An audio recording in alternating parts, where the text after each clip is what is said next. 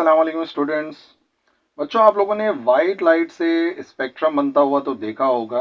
अगर हम प्रिज्म से वाइट लाइट गुजारते हैं तो डिस्पर्जन ऑफ लाइट की वजह से हमें एक कंटिन्यूस स्पेक्ट्रम नज़र आता है, जहां दो रंगों के दरमियान में कोई बाउंड्री नज़र नहीं आती, बल्कि एक कलर जो है वो दूसरे में ट्रांसफॉर्म होता है।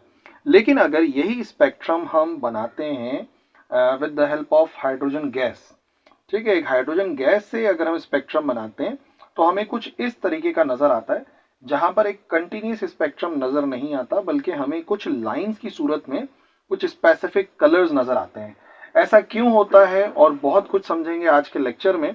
और आज का हमारा लेक्चर है about the spectrum of hydrogen atom, कि जब हाइड्रोजन एटम से इमिशन होता है तो उसका स्पेक्ट्रम किस तरह से बनता है। पर हाइड्रोजन एटम से इमिट ही क्यों होता है, तो उसके लिए आपको दो बातें समझनी पड़ेंगी बच्चों। पहले आपको समझना पड़ेगा कि ये एक्साइटेशन एनर्जी क्या होती है, फिर आगे बात करते हैं। देखो, वो जो प्रोसेस है, जिस प्रोसेस में अगर हम एनर्जी ट्रांसफॉर्म करते हैं, ट्रांसफर करते हैं किसी एटम को या मॉलिक्यूल को, तो वो जो इलेक्ट्रॉन है, जो एटम है, वो चला जाता है हायर एनर्जी स्टेट में। यानी कि उसका जो इलेक्ट्रॉन है वो हायर एनर्जी स्टेट में चला जाता है, और नतीजे में क्या होता है कि वो फोटोन को इमिट करता है और बाद में अपनी ग्राउंड स्टेट में वापस आ जाता है। जब भी हम किसी एटम को के इलेक्ट्रॉन को एनर्जी देते हैं तो इलेक्ट्रॉन चला जाता है हायर स्टेट में, और फिर वापस आने के लिए कुछ अमाउंट ऑफ एनर्जी रिलीज करता है। ठीक है, तो जो एनर्जी वो रिलीज करता है उसे कहते हैं एक्साइटेशन एनर्जी, या हम कह सकते हैं कि जो एनर्जी वो एब्जॉर्ब करके ऊपर गया था उसे कहते हैं एक्साइटेशन एनर्जी। जैसे मिसाल के तौर पर, ये हमारे पास पता है आपको ऑर्बिट्स होते हैं, लास्ट लेक्चर के अंदर हमने डिस्कस किए थे। ये ऑर्बिट्स हैं हाइड्रोजन एटम के, और ये उनके एनर्जी लेवल्स आपको लिखे हुए नजर आ रहे हैं। तो मान लो कि एक इलेक्ट्रॉन जो है वो हाइड्रोजन के फर्स्ट ऑर्बिट के अंदर है, ग्राउंड स्टेट के अंदर है, और हम इसको जो है वो एनर्जी प्रोवाइड करते हैं। हमने इसको फोटोन ऑफ एनर्जी दिया, इसने एनर्जी को एब्जॉर्ब करा, और इस एनर्जी को एब्जॉर्ब करके ये मूव कर जाता है किसी एक्साइटेड स्टेट में, ऊपर वाले ऑर्बिट में चला जाता है, और वहां पर कुछ टाइम तक रिवॉल्व करता है। ठीक है, तो रिवॉल्व करते करते जब वो टाइम पीरियड मुकम्मल होता है तो वो एनर्जी रिलीज करके वापस अपनी ओरिजिनल हालत में, यानी कि ग्राउंड स्टेट के अंदर वापस आ जाता है। तो जो एनर्जी एब्जॉर्ब करके बेसिकली ये एक्साइटेड हुआ था, उस एनर्जी को कहते हैं एक्साइटेशन एनर्जी। ठीक है ना, वो एनर्जी इसने एब्जॉर्ब करी, एक्साइटेड स्टेट में चला गया, दैट्स वाई उसको एक्साइटेशन एनर्जी कहते हैं। ठीक है, अब समझ लो कि आयनाइजेशन एनर्जी क्या कहलाती है। आयनाइजेशन एनर्जी वो मिनिमम एनर्जी है जो कि रिक्वायर्ड है किसी इलेक्ट्रॉन को कंप्लीटली रिमूव करने के लिए किसी एटम से या मॉलिक्यूल से, और नतीजे में वो जो एटम होता है वो आयन बन जाता है, क्योंकि जैसे ही इलेक्ट्रॉन निकल जाएगा उस एटम से तो ऑटोमेटिकली एटम पर पॉजिटिव चार्ज आएगा। इस वजह से इस एनर्जी को कहते हैं आयनाइजेशन एनर्जी। सही है, यानी ये एनर्जी एब्जॉर्ब करके इलेक्ट्रॉन बिल्कुल ही एटम से बाहर निकल जाएगा, जबकि एक्साइटेशन में क्या हो रहा था कि वो किसी एक्साइटेड स्टेट में जा रहा था। सो ये डिफरेंस है दोनों में। इसमें जो स्टेट्स हैं हाइड्रोजन की, पहली बात ये कि एनर्जी आप कैलकुलेट कर सकते हैं इस फॉर्मूले से, कि भाई मान लो कि इलेक्ट्रॉन किसी एक ऑर्बिट के अंदर है, तो उस ऑर्बिट से बाहर निकलने के लिए, टोटली एटम से बाहर निकलने के लिए कितनी एनर्जी की जरूरत है। तो आप यहाँ पे ऑर्बिट का नंबर पुट करेंगे, पहला ऑर्बिट होगा तो 1, दूसरा होगा 2, तीसरा होगा 3, और स्क्वायर करके जो आंसर आएगा वो उस ऑर्बिट के इलेक्ट्रॉन के लिए आयनाइजेशन एनर्जी कहलाती है। मतलब कि उस ऑर्बिट का इलेक्ट्रॉन अगर इतनी एनर्जी को एब्जॉर्ब करेगा तो वो बिल्कुल एटम से बाहर चला जाएगा। ठीक है, जैसे मिसाल के तौर पे इलेक्ट्रॉन जो है वो ग्राउंड स्टेट के अंदर है, और हम इसको एनर्जी प्रोवाइड कर दें, कितनी, एन की जगह पर अगर 1 पुट कर दूं, ठीक है, तो ये हो जाएगा माइनस का 13.6 डिवाइड बाय 1 का स्क्वायर। इसका मतलब अगर मैं इसको एनर्जी दे दूं 13.6 इलेक्ट्रॉन वोल्ट के बराबर की, इतनी एनर्जी मैं दे दूं, क्योंकि इतनी एनर्जी की इसके पास कमी है, तो ये उस एनर्जी को एब्जॉर्ब करके डायरेक्ट इस एटम से बाहर निकल जाएगा। नतीजे में इस पूरे एटम के ऊपर पॉजिटिव चार्ज आएगा, ये आयन बन जाएगा। दैट्स वाई इस एनर्जी को कहते हैं आयनाइजेशन एनर्जी। अच्छा जी, अब हम स्पेक्ट्रम वाली बात समझ सकते हैं हाइड्रोजन एटम की। तो भाई हाइड्रोजन के न्यूक्लियस के अंदर एक प्रोटॉन होता है, ये आ गया, और जो पहला ऑर्बिट है उसको हमने पी से जाहिर कर दिया, और जो दूसरा ऑर्बिट है उसको हमने जाहिर कर दिया एन से। ठीक है, और जो इलेक्ट्रॉन है वो nth ऑर्बिट के अंदर है और यहां से वो जंप करेगा एनर्जी को रिलीज करके कौन से ऑर्बिट में, किसी फाइनल ऑर्बिट के अंदर। तो इनिशियल ऑर्बिट n था और फाइनल ऑर्बिट जो है वो p से रिप्रेजेंट किया जा रहा है, ठीक है ना।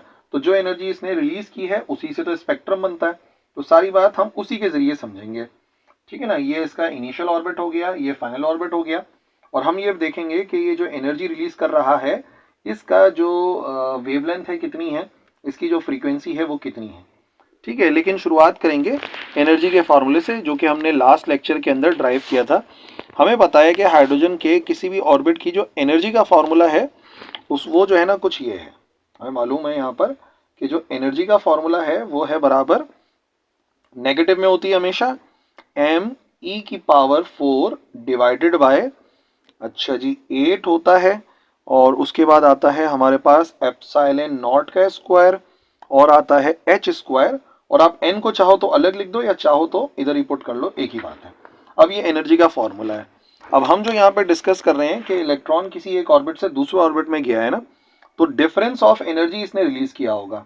मतलब जितनी एनर्जी जो है वो इस ऑर्बिट में इसके पास थी nth वाले के अंदर, उसका अगर मैं डिफरेंस ले लूं p वाले से, तो उतनी एनर्जी बेसिकली इसको रिलीज करनी पड़ेगी ज्यादा से कम की तरफ आने के लिए।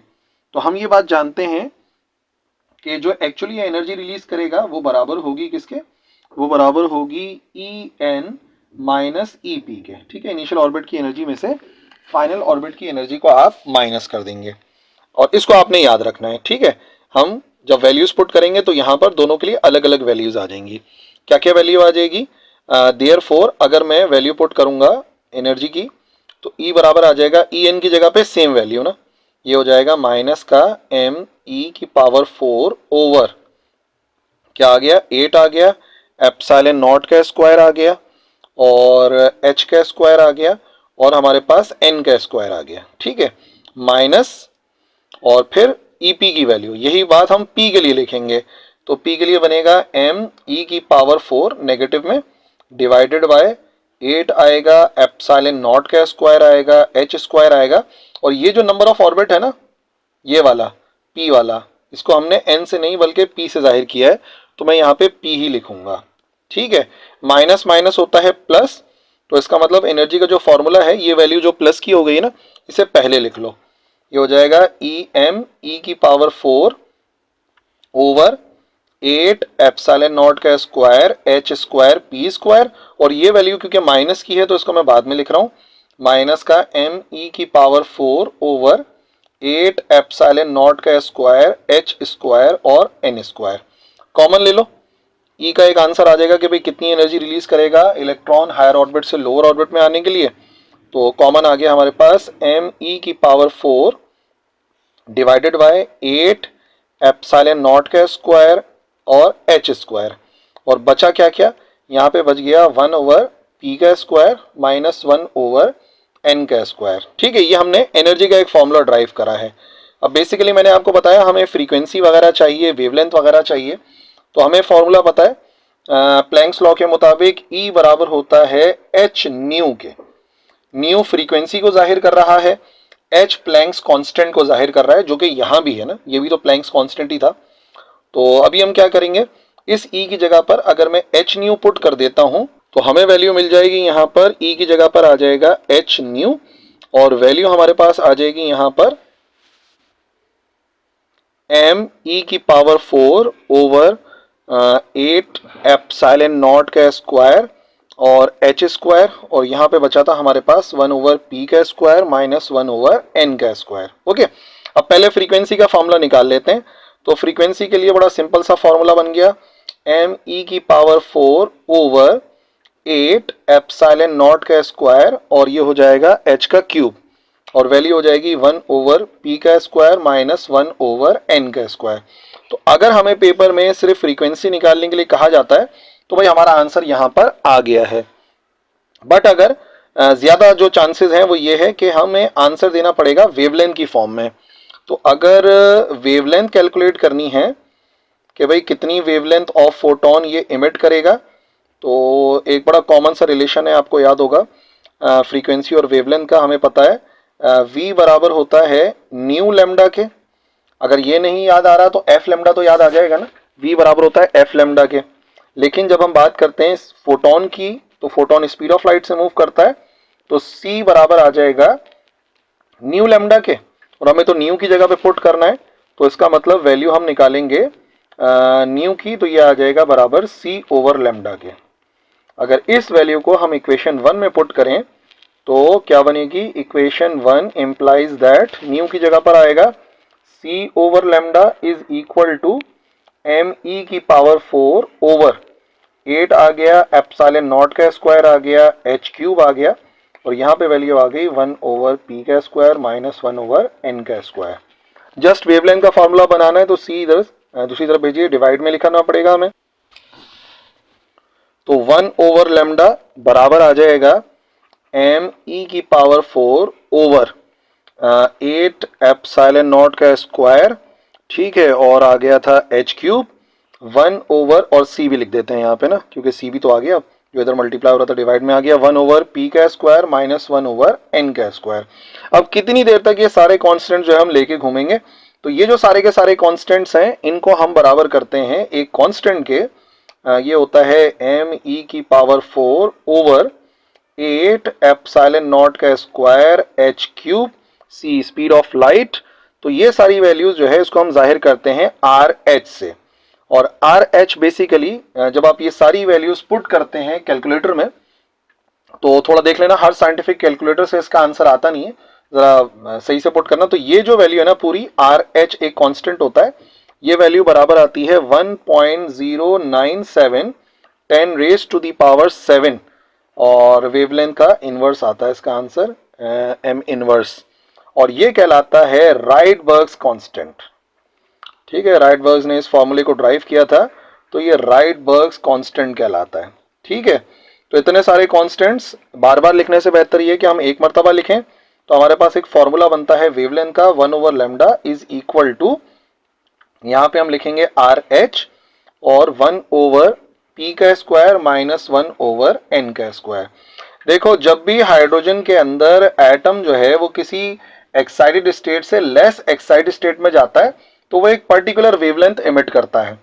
ठीक है, अब जाहिर सी बात है कंटिन्यूअस तो नहीं हो सकता ना, वेवलेंथ डिफरेंट होगी, मतलब पहले ऑर्बिट से दूसरे से पहले में आएगा या तीसरे से पहले में आएगा, तो अलग अलग वेवलेंथ इमिट होती है।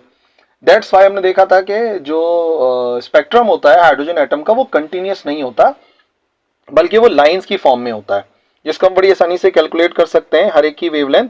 सिर्फ हमें यहाँ पर क्या पुट करना है, हमें यहाँ पर इनिशियल ऑर्बिट पुट करना है और पी की जगह पे फाइनल ऑर्बिट पुट करना है।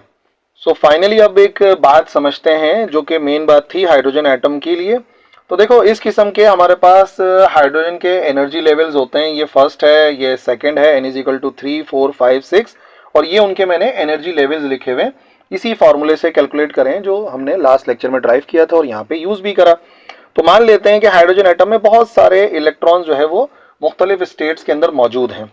ठीक है, अब कब कौन सी रेडिएशन इमिट होती है, तो याद रखना, जब भी इलेक्ट्रॉन जंप करता है किसी भी एक्साइटेड स्टेट से ग्राउंड स्टेट में, किसी भी एक्साइटेड स्टेट से अगर इलेक्ट्रॉन जंप करता है ग्राउंड स्टेट के अंदर, तो जो एनर्जी इमिट होती है वो जो है वो एक उसमें होती है, एक रेंज में पाई जाती है, और इस सीरीज को कहते हैं लेमैन सीरीज। लेमैन सीरीज की बात यह है कि जब भी इलेक्ट्रॉन जंप करता है किसी हायर ऑर्बिट से ग्राउंड स्टेट में, तो जो एनर्जी इमिट होती है वो हमेशा एक सीरीज में पाई जाती है। जो वेवलेंथ होती है वो एक पर्टिकुलर वेवलेंथ इमिट करते हैं, उन्हें लेमन सीरीज कहते हैं। यानी कि वो जो फॉर्मूला हमने ड्राइव किया था उसमें एन तो जो भी ऑर्बिट होगा वो हमें पुट करना पड़ेगा, और पी की जगह पे हमेशा 1 पुट किया जाएगा। अगर और ये जब भी इमिट होती है ना लेमन सीरीज, तो याद रखना जो लाइट इमिट होती है बेसिकली वो अल्ट्रा वायलेट रेडिएशन होती है। अच्छी खासी फ्रीक्वेंसी का डिफरेंस है इन वेवलेंथ, इन रेडिएशंस के अंदर जो ये इमिट करेगा ना, क्योंकि एनर्जी लेवल्स में अच्छा खासा फर्क है। ठीक है, अच्छा, जब भी कोई इलेक्ट्रॉन जंप करता है किसी एक्साइटेड स्टेट से सेकंड ऑर्बिट के अंदर, तो जो एनर्जीज हैं वो भी एक सीरीज के अंदर पाई जाती हैं, और बेसिकली जब भी सेकंड ऑर्बिट के अंदर जंप करता है ना, तो हमें एक स्पेक्ट्रम नजर आता है जो कि विजिबल स्पेक्ट्रम होता है, जो मैंने आपको वीडियो के शुरू में दिखाया था। तो ये कंटिन्यूअस तो नहीं होगा ना, जब यहाँ से यहाँ इमिट करेगा तो एक पर्टिकुलर कलर इमिट होगा, जब यहाँ से यहाँ जंप करेगा तो एक पर्टिकुलर होगा, और दोनों के दरमियान में गैप होगा। तो एक खास कलर के दरमियान जो गैप नजर आ रहा था ना वीडियो के शुरू में, वो इसी वजह से था। और बेसिकली वो जो आपको नजर आ रहा है जो विजिबल रीजन है वो कहलाता है बेलमर सीरीज। बेलमर में हमेशा इलेक्ट्रॉन जंप करता है किसी हायर ऑर्बिट से सेकेंड ऑर्बिट में, तो P2 के बराबर होगा, और जो एनर्जी इमिट होती है ना, याद रखना बच्चों, वो हमेशा जो है विजिबल रीजन में होती है। यानी बाकी कहीं पे भी इलेक्ट्रॉन जंप करेगा हायर से लोअर में आपको नजर नहीं आएगा, क्योंकि वो विजिबल नहीं होती, लेकिन ये सेकेंड ऑर्बिट में जंप करेगा ना तो विजिबल होती है। ठीक है, अच्छा, नेक्स्ट सीरीज कौन सी होती है रेडिएशन की, जब इलेक्ट्रॉन जंप करता है थर्ड ऑर्बिट में किसी भी एक्साइटेड स्टेट से, और उस सीरीज को कहते हैं पैशन सीरीज। यानी जब भी पैशन सीरीज का न्यूमेरिकल होगा तो n तो इनिशियल ऑर्बिट होगा, बट फाइनल ऑर्बिट हमेशा हमेशा तीसरा होगा। अगली जो हाइड्रोजन स्पेक्ट्रम की सीरीज होती है वो तब बनती है जब इलेक्ट्रॉन किसी भी एक्साइटेड स्टेट से जंप करता है हमारे चौथी स्टेट में, इसे कहते हैं ब्रैकेट सीरीज, यानी कि इसके लिए P4 के बराबर होगा। और जब भी इलेक्ट्रॉन किसी भी एक्साइटेड स्टेट से सातवें से आठवें से जंप करेगा पांचवें ऑर्बिट में, तो जो सीरीज बनती है उसे कहते हैं पी फंड सीरीज, पॉलीफंड सीरीज, और इसके लिए P बराबर होता है 5 के। तो यही वजह है कि जो स्पेक्ट्रम बनता है हाइड्रोजन गैस का वो कंटिन्यूअस नहीं होता, बल्कि वो लाइन की फॉर्म में होता है। और बेलमर सीरीज जो होती है ये तो फिर विजिबल रीजन में होती है, लेमन सीरीज अल्ट्रावायलेट में होती है, और ये तीनों जो है ना, पैशन, ब्रैकेट और पॉलीफंड सीरीज या पी फंड सीरीज, ये हमेशा इंफ्रारेड रीजन में पाई जाती है। ठीक है बच्चों, तो ये सारा स्पेक्ट्रम है जो हाइड्रोजन एटम इमिट करता है, और मैंने आपको स्पेक्ट्रल सीरीज भी बता दी जो हाइड्रोजन एटम के अंदर बनती हैं। आई होप आपको समझ में आ गई होंगी। कोई सवाल है तो लिखो कमेंट सेक्शन में, इंशाल्लाह जरूर रिप्लाई करेंगे। That's all, Allah Hafiz.